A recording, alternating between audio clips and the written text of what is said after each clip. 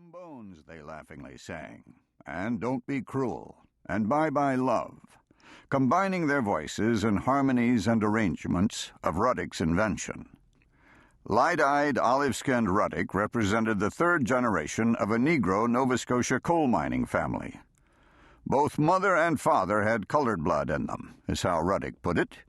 He was neither particularly liked nor disliked by his fellows as a result. It was, in a way, just one more peculiar thing about Ruddock, who was a bit of an odd duck. You could run into Ruddock off-shift strolling down Main Street in a pastel-colored shirt, unbuttoned to the chest, and a felt fedora tilted back on his head with a cigar and a cigar holder clenched in a grin or grimace as he greeted you. On this windy northern peninsula, in this utilitarian town, Ruddock offered a bright bit of elegance, a dash of the Hollywood look. In the coal car riding up out of the pit, Maurice Ruddock, with muscles burning from hard labor, moving stiffly in the crusty outerwear and helmet, turned around to see whom he had to work with before trying to assemble a bit of harmony. He whacked the side of the trolley with his lunch pail for percussion, as the other men howled along, their mouths moist red O's in the blackness. The company men who worked on the surface could hear the miners coming from a long way off, the thunder of their baritones echoing up through the caverns. When the miners ducked, squinting out of the aluminum sheds that covered the pit heads of the Cumberland Railway and Coal Company's No. 2 and No. 4 mines, coal dust coated their faces and the cracks in their necks and hands. From under the shade of soot-covered helmets glowed the whites of their eyes and the red of their gums. What the world wanted lay deeply hidden, had to be exhumed. When the men brought it up, they were the pride of the Canadian government. It was soft coal, the finest in Canada. Black it was, too. So black it looked like the miners had chipped and pried apart chunks of the subterranean darkness in which they grappled. Of such pure primeval blackness was this rock. It was of the earth's first order of blackness, and had become one of the names of the color black. Coal black.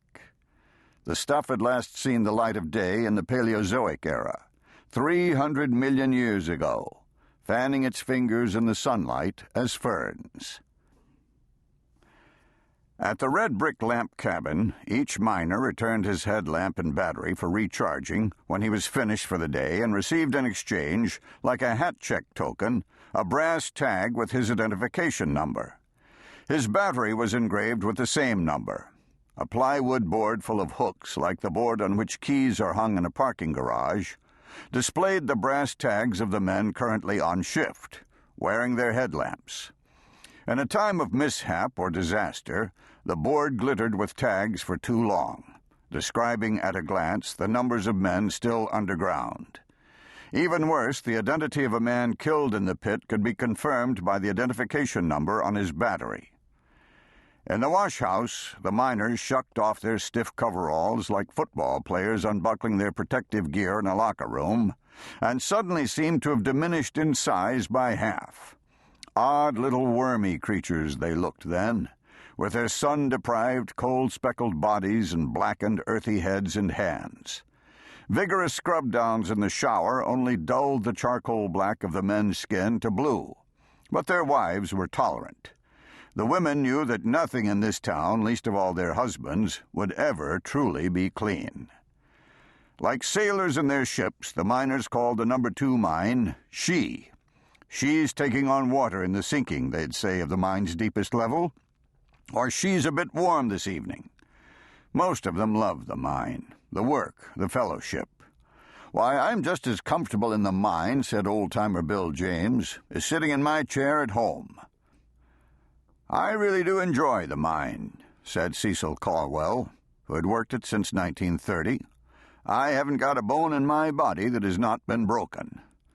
But unhappily, and with increasing frequency, in the late summer and fall of 1958, they heard themselves saying, "She's restless today." Spring Hill was a hilly, shady, comfortable town sitting atop a vault of coal, an underground palace of coal, it used to be said. "The mines consist of entire mountains of coal," enthused a letter writer in 1765. and are sufficient. To keep listening to this audiobook, I've left you a link in the description so you can do it, at no cost thanks to Audible's 30-day free trial.